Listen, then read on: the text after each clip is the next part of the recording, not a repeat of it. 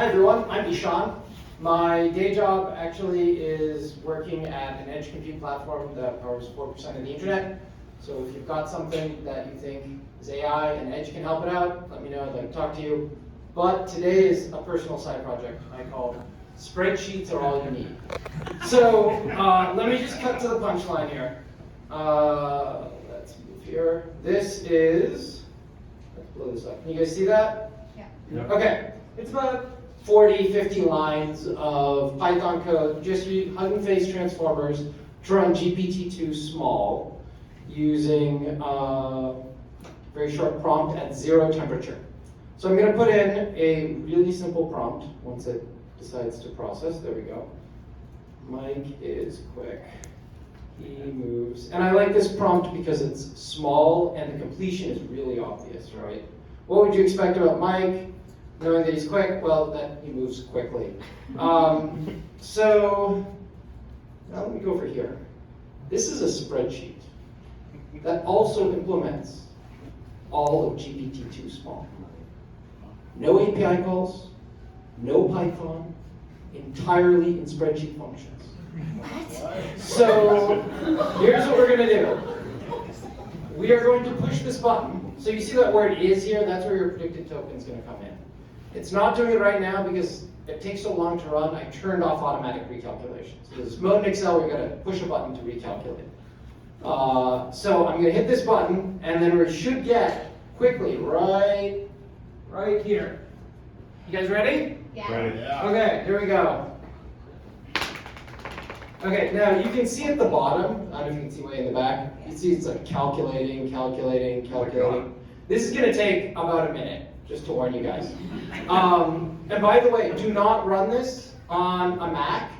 It is so big, the Mac UI will lock up on you for a minute, randomly. There's no reason it should do that. Somebody messed up on the threading. You're running on a Mac. I am running on a Mac. So I actually, after making this whole thing work for months, dealing with it randomly stopping on me for a minute at a time, I tried on my wife's PC and it never locked up. So somebody messed up on the implementation there. But there you go. Good fight. Okay. So, okay, good God, why would anyone do this? So, besides just being a masochist? Well, a couple of reasons. Obviously, you're not going to run production workloads on this, right? It's really a teaching tool. So if you've had, formal computer science training, there's a class you usually take called computer architecture or computer organization, right? And they start with circuits, they build them into NAND gates, then logic gates, then into an ALU, and then all the way to a microprocessor.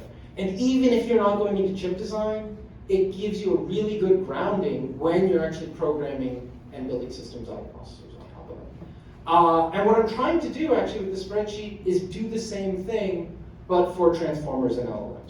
So I'm creating a bunch of videos, there's only 2 so far, where I'm walking through every step of the GPT-2 implementation, at least for the inference pass.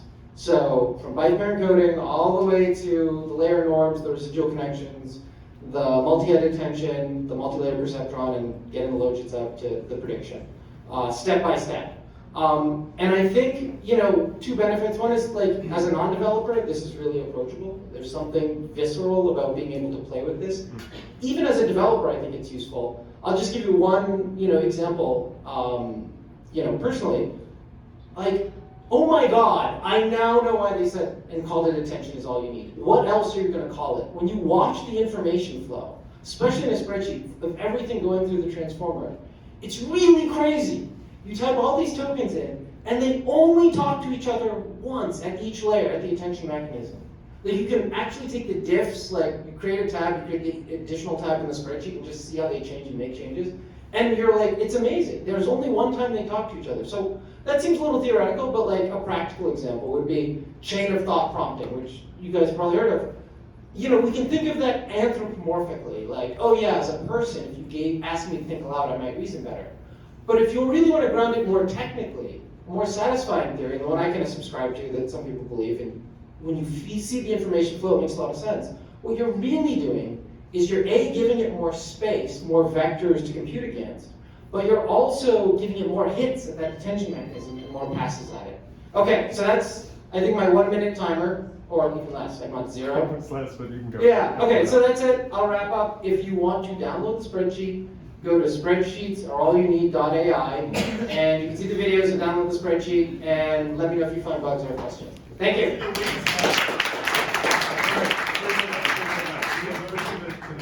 Can we see what I want to see the weights tab. So bad. Oh, you want to see the weights tab? Oh Yes, my please. gosh.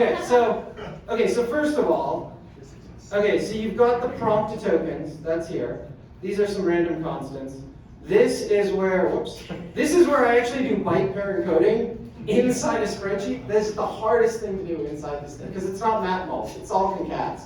But then you get here, this is where we convert them to embeddings. So here's your text embeddings, and then here's your positional embeddings. And one of the videos, a really great demo, is you change one of the tokens, and you make them duplicate between the top and the bottom, and you can see that they're identical here, but they're not identical here because the positional encoding has changed them.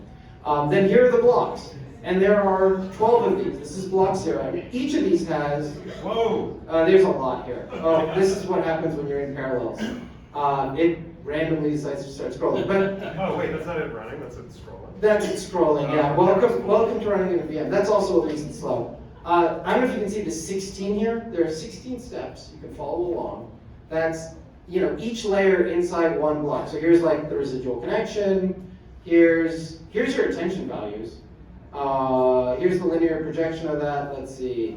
There's the residual connection. There's the layer normalization. And look, I'll click on this. This is all a spreadsheet. There's a map ball, right there. That's like massively long. This is like a serious amount of time spent. Oh yeah, like this is your attention matrix in here. So like what is it? Mike is quick. He moves, right?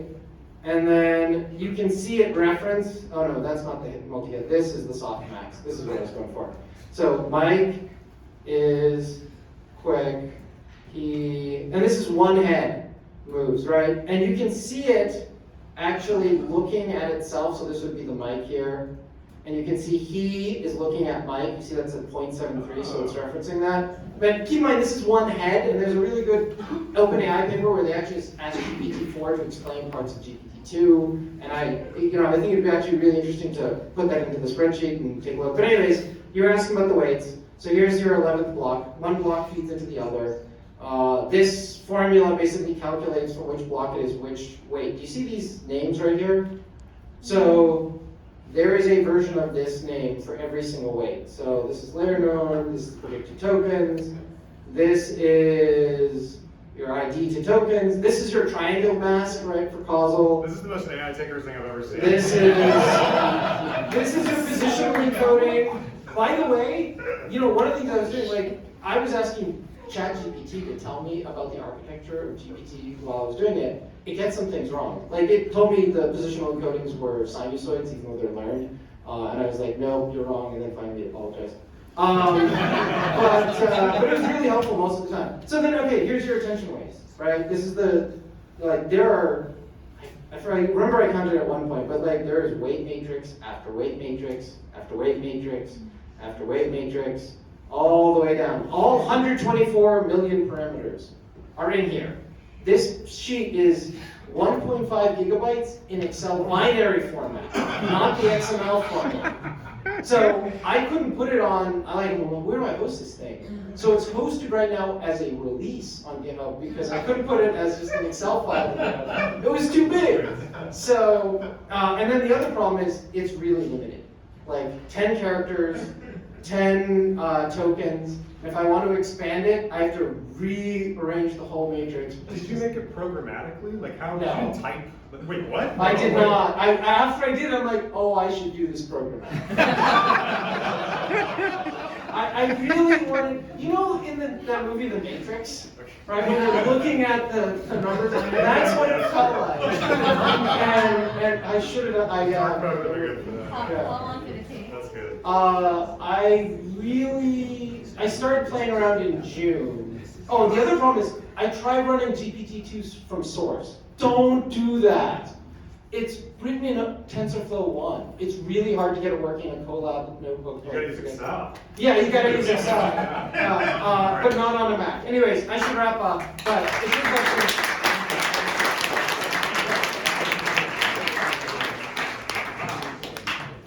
Okay, that was amazing. I'm just gonna do kind of quick things. First of all,